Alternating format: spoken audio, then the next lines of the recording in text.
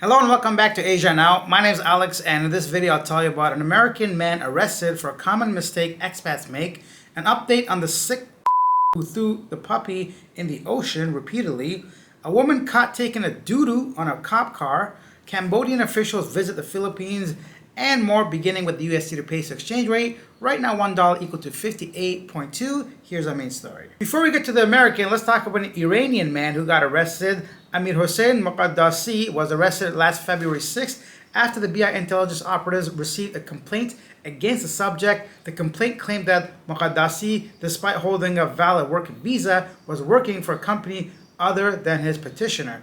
Agents conducted monitoring of the man and later confirmed he too indeed was working in Clark after his previous company already ceased operations. And as for the American, the commissioner said that a 68-year-old man by the name of James Brian Dunlap was arrested because he was found to have been overstaying his visa for almost 25 months, a violation of the Philippines laws. Both Moqaddasi, the Iranian, and the American Dunlap were arrested and transferred to the BI facility inside Cam Bagong, whatever facility. So when I say common, I don't mean you guys should be doing this, but I'm saying whenever there's a crime committed by a foreigner in the Philippines, oftentimes it could be an overstaying of the visa. I think the reason why this time this person was arrested and not simply a fine, because nearly 2 years, it's a long time obviously. It shows that you're evading purposely, not just like, oh, I forgot the date or I didn't get a chance to go to the BI or some, common mistake somebody might make. So yeah, keep up with your visa. A lot of times people don't, simply because they're not trying to get caught, because oftentimes we see people getting arrested when they go to extend their visa, right? So this would explain why somebody's trying to avoid extending their visa. One of the reasons. The other one simply just being laziness.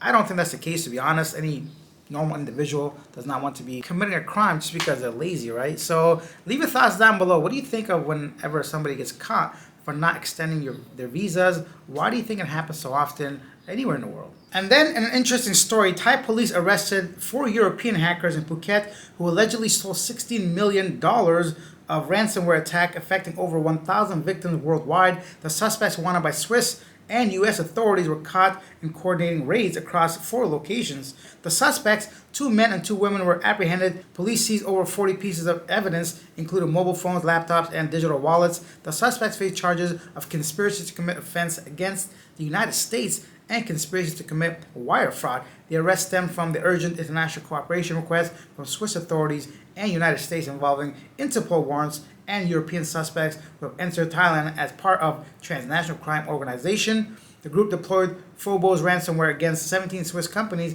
between April 23. Some more details regarding what they did, but the operation has affected over 1,000 victims worldwide, causing damage to estimated $16 million. Just goes to show you that not all scammers are some people in Myanmar, Cambodia, Philippines, India, whatever. It can be anybody, anywhere, of any nationality.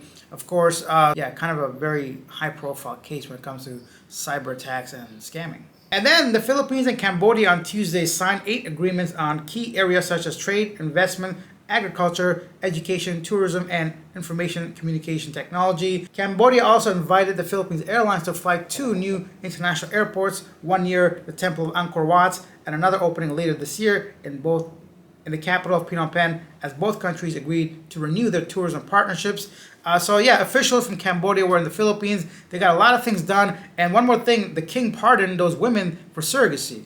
During the bilateral meetings with Cambodian Prime Minister, President Ferdinand Jr. Marcos expressed elation that the Filipino surrogates were able to return home following the grant of a royal pardon. Quote, "We will never forget this act of magnanimity from His Majesty, a testament of the strong relations between our 2 countries," Marcos said. So, yeah, good news. I guess Filipinos are home when they were there to be surrogates. Also, more good news is that the 2 direct flights, hopefully between Phnom Penh and Siem Reap, Angkor Wat area, for anyone that's looking to do like visa runs, right? Or just obviously Filipinos themselves trying to go ahead and see the beautiful place such as Angkor Wat. Now they have more options instead of going through places like Bangkok or something like that. And then I covered that story about that guy that was throwing the puppy into the water repeatedly, and he said they were doing it because the dog had fleas, and he was laughing during the whole video. But here's an update on that. First of all, the dude wasn't Thai. He was actually from Myanmar, so he's Burmese.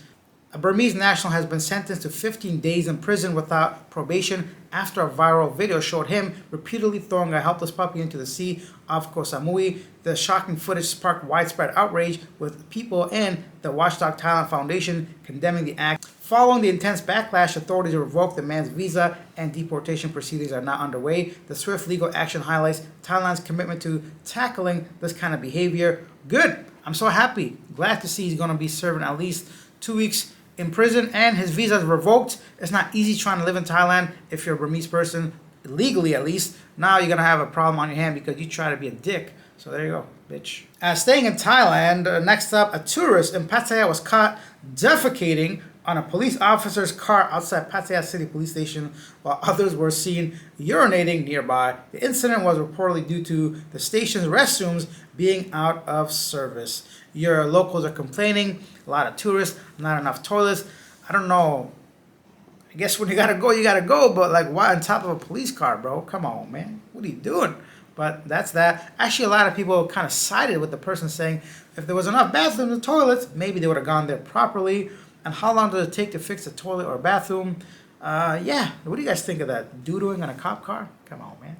And then back to the Philippines quickly. A 47-year-old man recaptured by Mabolo police station personnel after escaping during his medical visit at Cebu Medical Center on Tuesday morning, February 11th, when his handcuffs were removed. So the man went for a medical, dashed, ran away, but they caught him.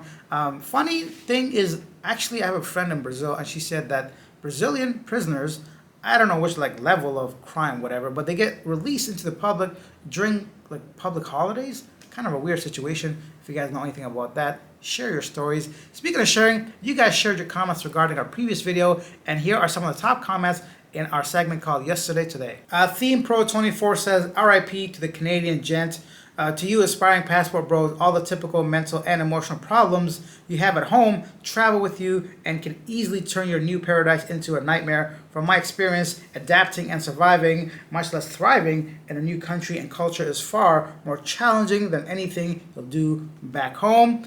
I would have to agree, you don't simply run away from your problems.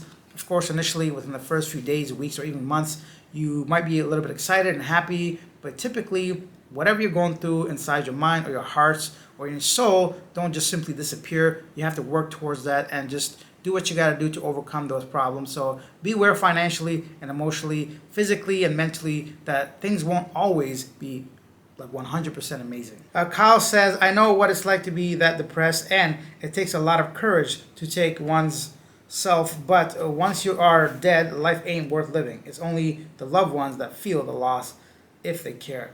That brings us to the end of this video. Thank you for watching. I'll try to do another live stream, maybe tomorrow if I have time. If not, still, thank you for watching. I'll see you guys in our next video. Bye. Quote, we will never forget this act of magnanimity.